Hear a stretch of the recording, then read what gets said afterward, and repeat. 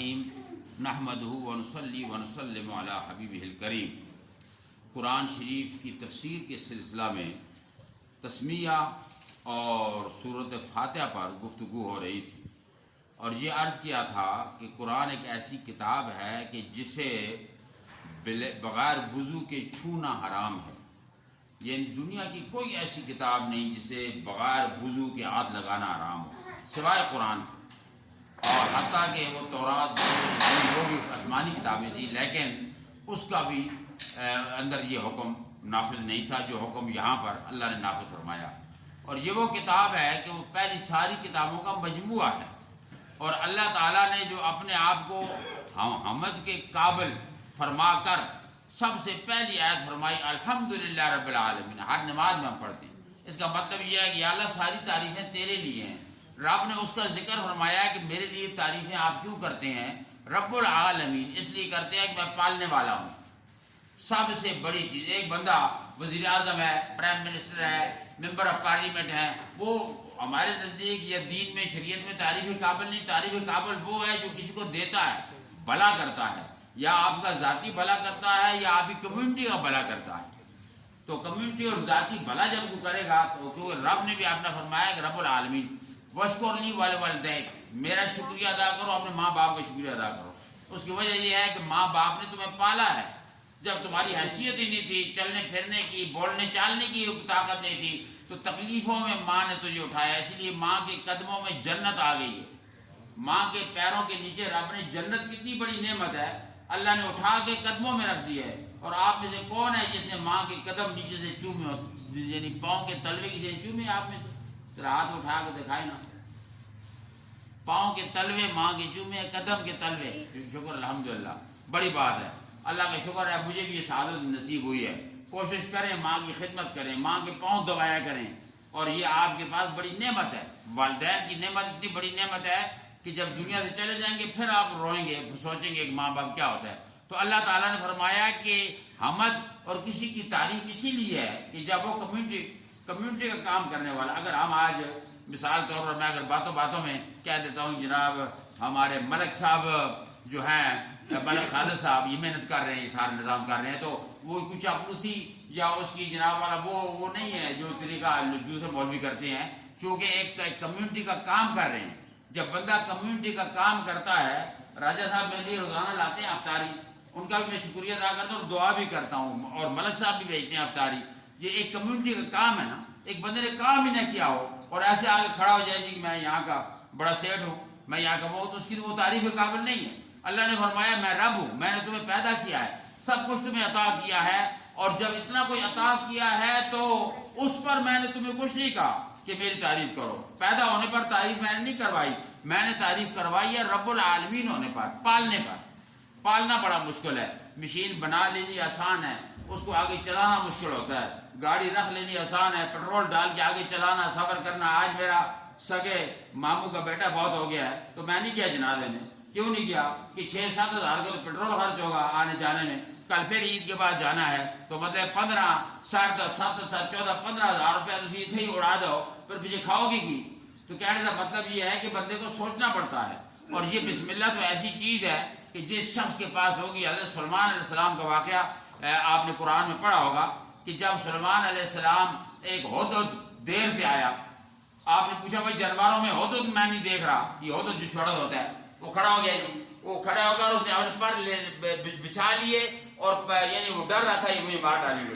اس نے کہا حضور میں ایک بڑی خبر لایا ہوں عجیب سی، ایک علاقے میں ایک عورت ہے جو اتنی بڑی دہشت اس کے اندر ہے کہ لوگ اسے سجدے کرتے ہیں، لوگ اس کی عبادت کرتے ہیں۔ اور میں اچھا، تو پھر اسے چھوڑ دیا انہوں نے، اور چھوڑنے کے بعد پھر انہوں نے خط لکھا اس عورت کے نام۔ اس میں کیا لکھا؟ اس میں لکھا انہو من سلیمان و انہو بسم اللہ الرحمن الرحیم۔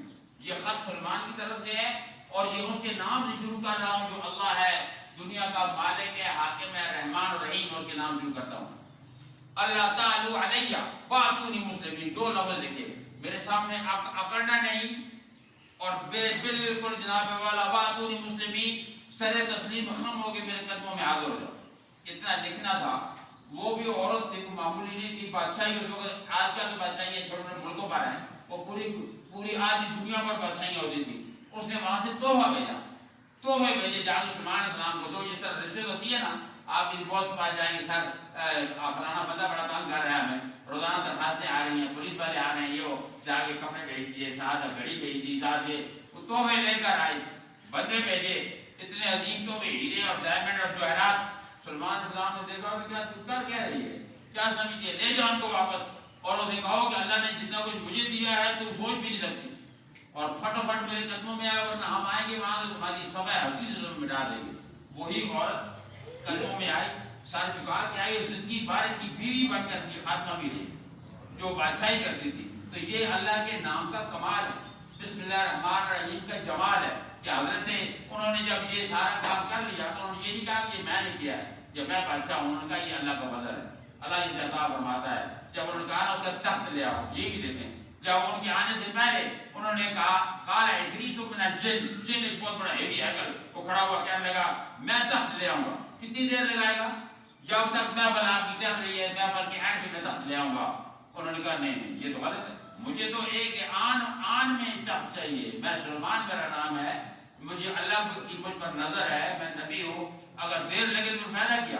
تو اگر وہ تخت لاتا تو کہاں سے لے کے آتا، اڑا کے لاتا، وہ جن تھا، اور پتہ نہ جانے کتنے سینکڑوں میل فاصلے سے لاتا. ایک ولی اللہ کھڑا ہوا، عاصم بن برخیہ، وہ اللہ کا ولی تھا، اس کے اندر یہ کمال تھا، وہ کھڑا ہوا، انا آتی کبھی قبل ان یرتد الیک طرفک، اے سلیمان تیری آنکھ جھپکنے سے پہلے لے آؤں گا.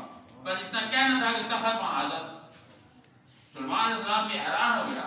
سلیمان علیہ السلام اللہ کا نبی تھا، طاقت اس میں بھی تھی. اس نے کہا ھذا من فضل ربی، یہ میرے رب کا فضل ہے. پھر پوچھا کہ کدھر سے آیا ہے؟ کہتا ہے یہ وہ زمین کے اندر گیا، وہاں سے زمین کے اندر گیا اور زمین جکڑ کے یہاں سے نمودار ہو گیا.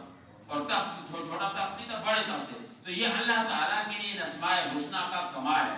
اسم اعظم جس کو یاد ہو گیا اور یہ اللہ کے اسم اعظم کا جس نے وظیفہ کر لیا، اس کے لیے دنیا ساری مٹھی میں آ جاتی ہے، ہچ جاتی ہے. لیکن بدبختی یہ ہمارے مسلمانوں میں کہ یہ حقیقتیں تھیں، ان حقیقتوں سے ہم نے نجائز فائدے اٹھائے. 2 نمبر پیر آ گئے، 2 نمبر تویز آ گئے، 2 نمبر چکر بازی آ گئی، اس لیے انہوں نے ہمارے دین کو بدنام کر رکھ دیا.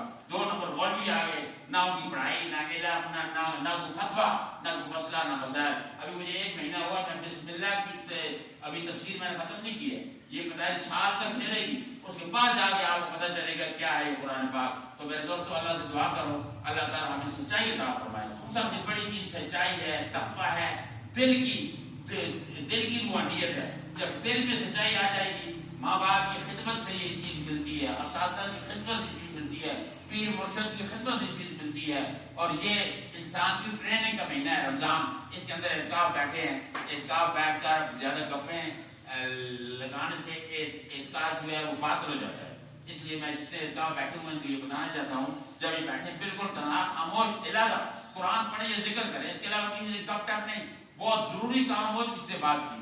یہ اعتکاف کا مطلب یہ ہے کہ اب اللہ کے ساتھ تمہاری میٹنگ ہے 1 to 1. اس کے اندر بیٹھنا، ڈرامے بازی کرنا، پھر تو فائدہ کچھ نہیں نا، پھر تو بھوکا رکھنے کی بات ہے. اس لیے حدیث پاک میں آتا ہے کہ ایک بندہ روزے کا احترام نہیں کرتا، روزے کی ضروریات پوری نہیں کرتا، پھر تو وہ ایسے بھوکا پیٹ رکھتا ہے، بیمار ہوتا ہے، ثواب تو نہیں ملتا. اس لیے اللہ تعالیٰ کے بارگاہ میں جب بھی کوئی نیکی کرو اس میں سچائی شامل ہو، خلوص شامل ہو، نہایت سنسیئرٹی شامل ہو، تو تب اس عمل کا اجر آپ کو ملتا ہے. اللہ رب العالمین اللہ کا برکت نوازی دعا فرمائیں. اللہ رب العالمین ہم سب کو سچائی نصیب کرے اور رب العالمین ہمیں اس رمضان شریف کی برکتیں نصیب کرے. اور یہ جو ہم لوگ ہیں ہمیں کچھ عید کے دن حاصل ہو، عید کی شام کو فرشتے آ کر بڑے بڑے مسائل حل کر دیتے ہیں. اور حضور نے فرمایا جو سچائی سے روزے رکھتے ہیں فرشتے ان سے ہاتھ ملاتے ہیں آ کر، اور بندے کو پتہ تب چلتا ہے کہ دل کام جاتا ہے اور آنکھوں میں آنسو آ جاتے ہیں. حضور نے فرمایا یہ نشانی ہے. اللہ تعالیٰ شہر رمضان کی برکت سے ہمارے مروبین کی مغفرت فرمائے اور اللہ تعالیٰ ان کے درجات بلند فرمائے اور اللہ رب العالمین اس اہل محلہ کے حال پر رحم فرمائے، اس سے ہدایت نصیب فرمائے، محبتیں نصیب فرمائے، ایک دوسرے کا اخوت نصیب فرمائے، ایک دوسرے کی بھائی چارگی نصیب فرمائے اور اس مسجد کو آباد کرنے کے لیے اللہ توفیق عطا فرمائے. اور اللہ تعالیٰ شوق کے ساتھ اپنے بزرگوں کی خدمت کی توفیق عطا فرمائے. اور یا اللہ تعالیٰ عید کی خوشیاں سب کو نصیب فرما، بیماریاں دور فرما اور ہر قسم کی تندرستیاں دور فرما. صلی اللہ تعالیٰ علیہ خیر خلقہ سیدنا حبیبنا محمد وعلیہ الصحابہ اجمعین برحمتک یا ارحم الراحمین.